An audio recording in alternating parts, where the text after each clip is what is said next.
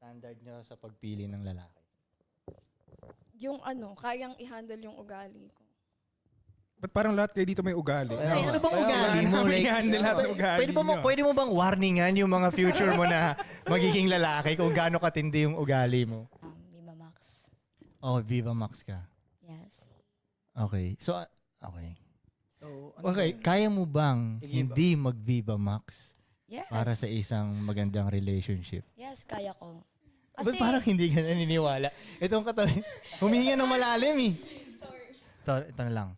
Ano ang standard nyo para pumili ng tamang lalaki? Ikaw na, simulan mo na sa nasa yung mic. Standard ko. Sige.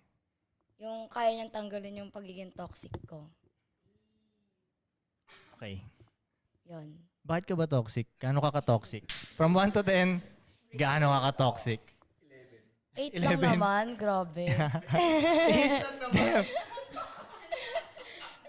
Dati 11.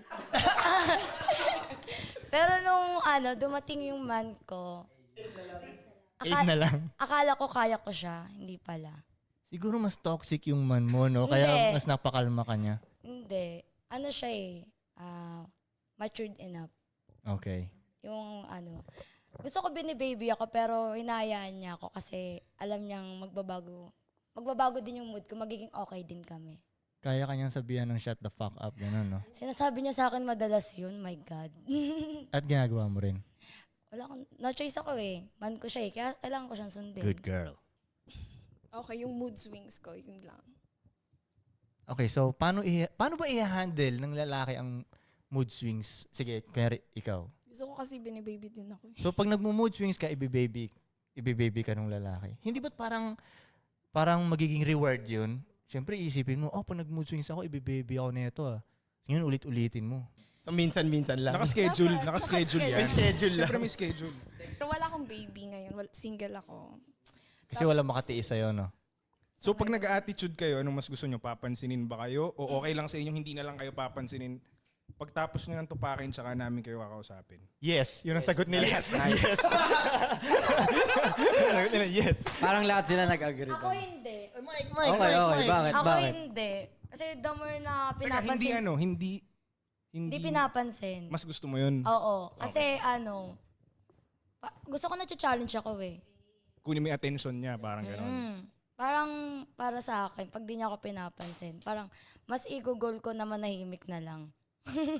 Tama. Huwag Para niyong maging pansinin okay to. kami. Sa akin, feeling ko, wag na.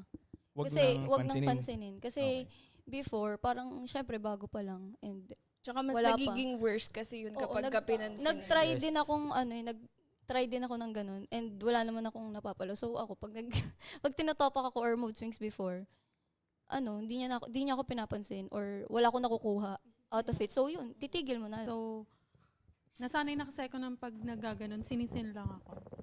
Sinisin ka lang. Shout out sa'yo. You were trained well.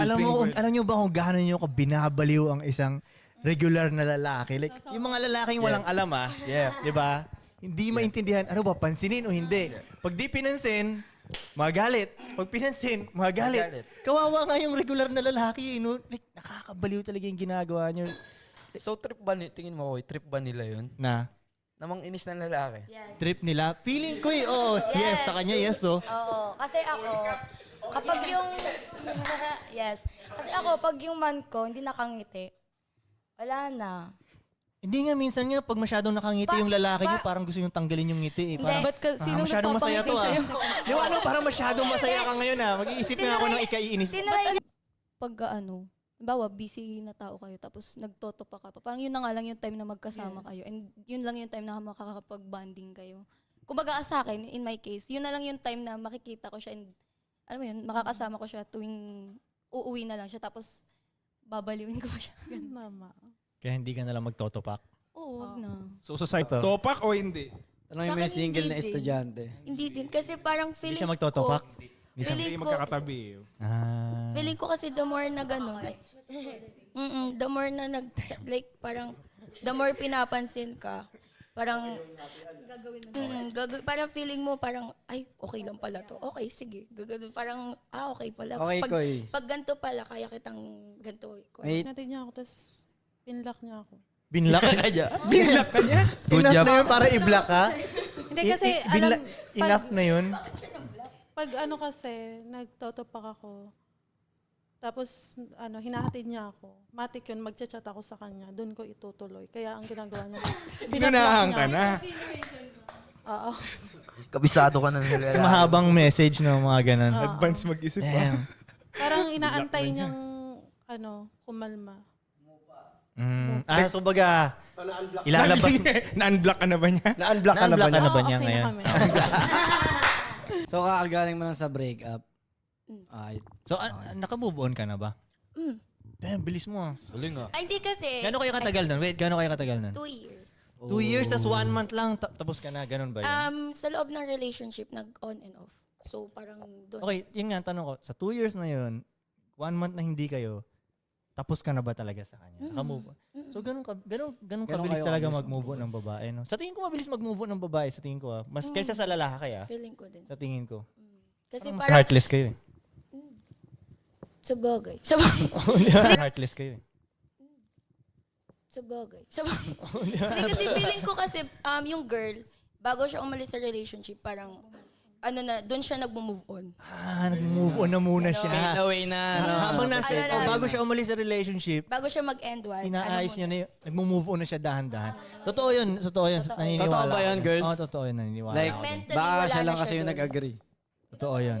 Nandun lang yung katawan niya, di ba?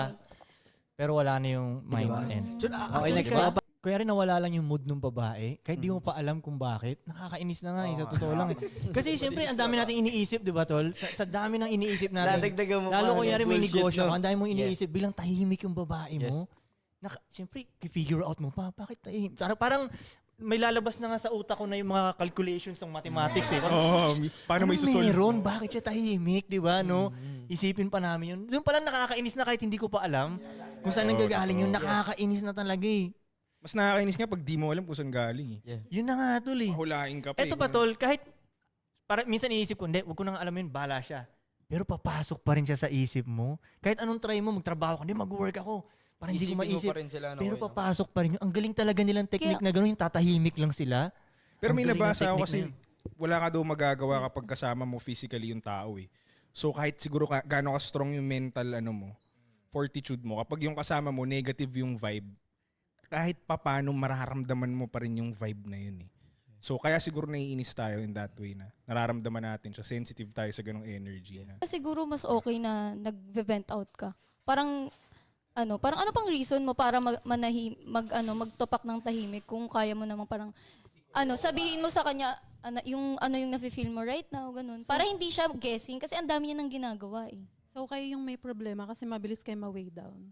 Kami ang may problema. Nananahimik kami dito ah. Kasi may Mabilis na tayo mga mainis siguro. situations kasi na katulad sa work na maiinis kami. Tapos, ayaw nyo naman makita kami na bad trip. Kahit hindi naman namin kayo ginugulo. I think mali kasi tayo ng way kung paano sa kanila iparamdam na naiinis tayo sa tao. Kasi sila din, you have to think na sila din, may problema din sila. Mas madami pa nga eh. Kasi yung problema mo, problema din nila. Ikaw, At yung problema hindi mo, nyo nalalaman yun, yung mga, problema yung mga namin. problema Yeah. namin, hindi na namin mo pinaparating sa inyo yun. poproblemahin eh. So, paano namin i-express na bad trip kami? Problema nyo na yun, di ba? Talaga naman ah. Kami tayong problema, kayo yun lang? O, problemahin nyo na yun. Pero Oo nga. teka, pag halimbawa kami bad trip kami sa trabaho, umuwi kami, tapos nag-vent out kami sa inyo kunyari. Anong Tutuyo mararamdaman ang nyo? pusi nyo nun. Oh, di ba? Imagine nyo, galing kami sa work, di ba, tas sasabihin namin sa inyo yung mga problema namin, di ba matutuyo kayo nun? Hindi ba nakakatuyo sa inyo yun? Sige nga, ladies. Hindi ba kayo mata-turn off sa amin nun? Yeah. Sa akin, hindi. Wait, talaga ba? Kasi- Nakakarinig ka ng kasi reklamo alam- mula sa akin. Kunyari, nagre-reklamo ko. About- Bakit yung boss ko? Ganyan, nakakainis. Ayoko na mag-work. Nakaririnig mo yun? Di ba matutuyo ka sa akin nun?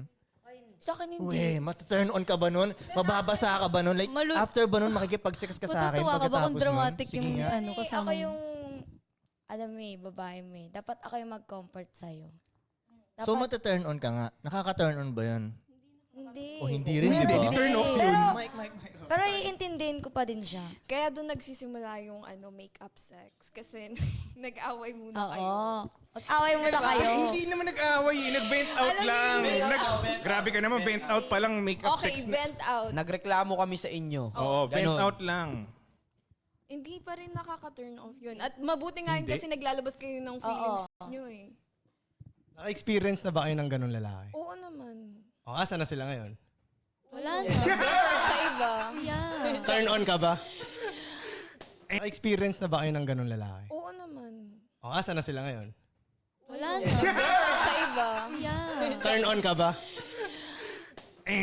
Before kasi, gusto ko rin kasi marinig yung problema nung... Okay, nung nakarinig ka na ng lalaking may problema na turn on ka ba, asa na siya ngayon? Siyempre, single ako eh. Before kasi, gusto ko rin kasi marinig yung problema niya para parang dalawa kaming nagkakaroon ng idea kung paano namin masusolusyonan yun. Kaya mas gusto ko yung lalaking nagve-vent out sa akin. Girls, paano kung sabihin namin sa inyo ang problema nyo lang is magpaganda? Mamomroblema pa ba kayo? Eh di magandang problema yan. Hindi yan masamang problema. Alam mo, sa tingin ko, ang dapat nilang gawin. Kunyari yung lalaki na may problema, di ba? Kunyari bad trip yung lalaki. Sa tingin ko, pwede lang nilang sabihin, okay baby, alika dito, tsupain kita. Alam mo, sa tingin ko, ang dapat nilang gawin. Kunyari yung lalaki na may problema, di ba? Kunyari bad trip yung lalaki. Sa tingin ko, pwede lang nilang sabihin, okay baby, alika dito, tsupain kita. Oh. Hindi ba't parang mas okay yun, di ba? mas tapos na yun? Yeah. For sure. Di ba tol? Hindi. Kung gaano kasimple. Kung magiging honest lang tayo mga lalaki. totoo lang. Kung magpapakasimple lang tayo mga paano, lalaki. Diyan pumapasok yung paano mo papasahin yung lalaki at paano mo papasahin yung babae, di ba? Sa lalaki, ganun lang kadali ko eh. Yung sinabi ganun ko lang kadali di ba? kong isipin. Sa babae, madami Pero pwede nating i-reject yun. Baby, ayoko ngayon. Wala akong gana ngayon. Iisipin ko yung problema ko. Pwede rin, pero at least i-offer mo man lang. Okay. Kung ganun lang, kung kasimple lang tayo mga lalaki, di ba? Ay, ganun rin ba kayo sa tingin nyo? Kunyari, habang problema kayo, gumanon yung babae nyo, okay, baby. Problem solved. Problem solved. Problem solved na agad ko, di ba? Like, hindi nyo na siya iisipin kinabukasan. Ganun. Iisipin, pero at least, kumbaga parang, Problem solved talaga yun. parang uminom ka ng alak, makakalimutan mo siya saglit. Sa tingin ko. Makakalight yun, makakalight. Kumbaga parang ako, maisip ko pa noon, damn, sa tindi ng problemang yun, may tsumutsupa pa rin sa akin. Fuck that shit! fuck that Hindi shit. na problema yun. Di ba sa tingin ko lang bilang lang, kung magiging simple lang. Pero kung sila kaya maging lalaki ko, Ano? ilagay natin sila sa sitwasyon na sila yung lalaki. Oh. Tapos may mag-vent out sa kanila na babae. Paano kaya nila iti-take? Paano nila i-handle? Paano nila i-handle? Kunwari Oo lalaki nga, kayo. Sige, kunyari lalaki ka. Kunwari kayo yung lalaki, ha? Nag-vent out sa'yo yung girlfriend mo. Nag-vent out yung sarili mong version na babae. Yung sarili mong version, yung sa work kasi ganito eh. Yung sariling, kung kaano ka crazy, nag-vent out yun sa'yo, paano mo i-handle? Paano mo siya i-handle? Di mo rin kaya. Wait lang. Siguro tatry ko munang hanapan ng solution yung... kung ako yung lalaki, tapos ako yung nag-vent out, Yeah. Ikaw, bilang kilala mo yung sarili mo. tapos ako nag-vent out ako sa lalaki. Oo. Siguro, mahirap kasi yung pag-vent ko. Ayun na nga eh, di So, ba? mahirap kang Ayun na i-handle. nga. Hindi mo rin siya ma-handle, di ba? Mostly kasi aminin mo, mostly gusto mo lang naman makinig eh. Yeah, Makikinig gusto mo lang ng siya. Pero may listener sa'yo kasi kasi kapag pag nag-vent out ka, tapos nag-vent out din siya sa'yo, pareho kayo emotional. parehas kayong depressed. Parehas po kayong depressed. Parang pareho kayong emotional nun. Toxic nyo pala eh. Puro ganun na marinig. Ako nga eh. Ako nga eh. Ayun, kung may vent out ka, unahan ko na yung problema ko. Ako din nga, ganito eh. Girl best friend. Okay, di ba sabi mo gusto mo lang naman na may makinig sa'yo, di ba? Ayos lang ba na, sige magsalita kang ganyan pero hindi ko ganong iniintindi? Hayaan lang kita magsalita gano'n. O gusto mong intindihin ko talaga? Intindihin mo talaga. Bakit di mo intindihin kung, diba? Bakit di mo iintindihin? Ako, it doesn't really matter kung meron naman the fact na may nakikinig ng vine-vent out mo. Okay, Yun pa lang. attention o solution? Wait. Attention. Ito sabihin ko, Attention lang. sabihin ko Kasi sa'yo mostly, bakit. tapos na yun eh. Sinasabi mo na lang sa kanya eh. So okay lang Yun sa'yo kahit yan. di ko ganong intindihin. Oo. Siya sabi niya intindihin ko eh. Sige. Sabihin ko sa'yo bakit ayaw namin intindihin minsan Kasi yung mga problema namin, like totoong problema eh, hindi katulad sa problema nyo eh. So parang yung liit ng problema nyo, ang hirap na ipasok sa tenga namin. Dahil sa buong araw namin, ang titindi ng nararanasan namin problema. Kaya pag magsasabi kayo ng mga ganun nyo, parang ayaw na namin siyang intindihin. Yun ang rason. Parang dumadagdag sa inyo. Oh, sa totoo lang, kunyari nagsasalita yung babae ng ganun sa akin, ang naririnig ko lang, blum, blum, blum, blum. Parang yun na yung naririnig ko eh. Ayoko nang buksan yung eardrums ko eh, kasi isipin ko na naman, di ba? Eh may kinabukasan, may kailangan pa tayong isolve na 2 million, 3 million, kailangan natin hanapin yun, tapos papakinggan natin yung ganun nila. Yun ang rason, kaya tinatanong ko, kung okay lang Siguro- ba na pagsalitain lang kayo, wag ko ganong intindihin? Siguro At least depende, magpanggap lang baka ako, no? Depende sa... Magpanggap lang ako, Feeling tingnan kita mata sa mata, nagpapanggap ako na intindihin, yeah, baby girl, yeah. Tingin ko valid yan Pero kung excited ano. na ako manood ng boxing sa cellphone ko. Tingin ko valid siya kung may ginagawa talaga yung lalaki. Eh kung wala naman palang ginagawa yung lalaki mo, papakinggan ka na lang niya eh. Di ba? Gets. Di ba? Papakinggan ka na lang niya, hindi niya pa kayang gawin, nakahiga.